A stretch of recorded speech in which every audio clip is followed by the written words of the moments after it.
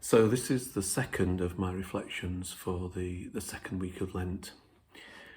Last week we focused on the covenant between God and Noah around creation and the physical world around us.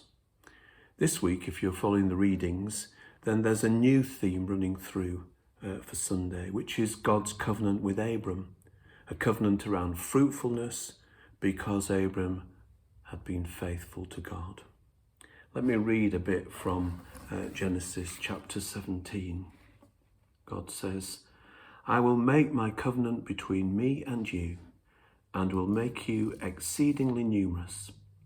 Then Abram fell on his face, and God said to him, "As for me, this is my covenant with you. You shall be the ancestor of a multitude of nations. No longer shall your name be Abram, but your name shall be Abraham, for I have made you the ancestor of a multitude of nations. I will make you exceedingly fruitful." And this covenant between God and Abraham is picked up in the reading from the letter to the Romans, chapter 4, where Paul clearly says that this covenant is a covenant of faith. Let me read verse 13 of chapter 4.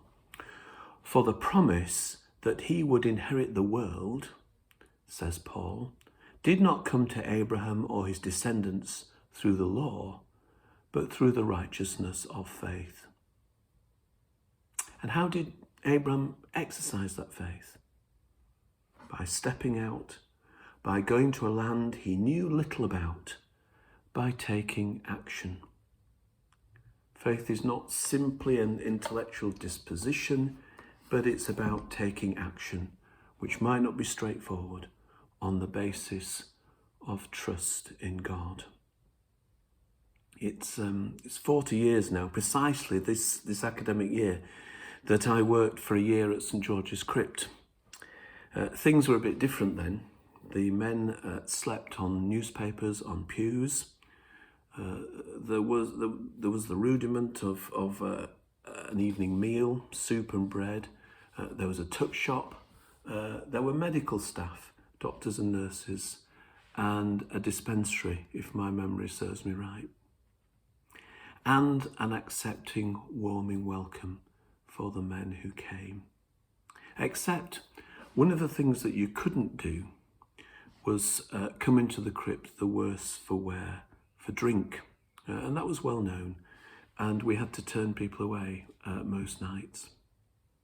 I quickly learned that the way to pull off this refusal of entry was to walk out and meet it. So if you could see a man clearly in drink approaching, the thing to do was to leave the gate of the crypt with a colleague and simply walk out down the yard and have a conversation. And that leaving of the apparent safety of the crypt, the entrance, the gate, more often than not diffused the situation.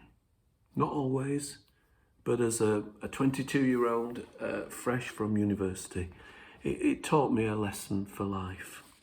Walk out and meet what is coming rather than staying put.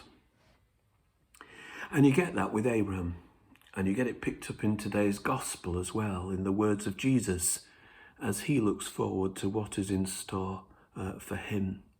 Mark 8, verse 35, "For those who want to save their life will lose it, and those who lose their life for my sake, for the sake of the gospel, will save it." In other words, faith and hope in God result in actions on our part, which might seem risky, exposing, difficult, but ultimately they are life-giving. I suppose another way to look at it is simply a willingness to move out of our comfort zones.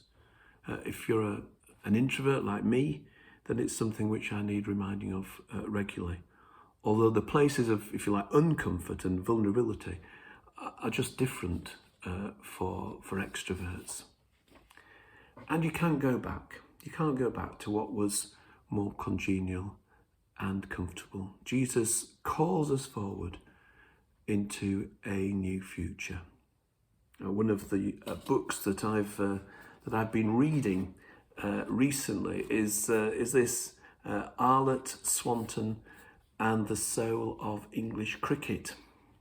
John Arlott and E.W. Swanton were two very different but great commentators on cricket in the kind of post-Second World War era. And though the book in many ways bemoans the passing of a golden era of English cricket, the authors do explore and acknowledge the complicated relationship that there is between what has gone before and what seems more congenial and comfortable and what is ahead of us in the future. But you can't simply go back. Lenten discipline isn't simply about living for 40 days only to go back to things as they were, but it's about, in the light of the resurrection, forging a new path with renewed hope, taking the learnings of the last 40 days and going forward. People sometimes say to me, I wish we could have our church back as it was. But you can't. And the same will be true after the worst of the pandemic is over. It won't simply be about going back to things as they were. It'll be about going forward, being called by God in faith into a new future and taking the learnings of what's gone before with us into that future.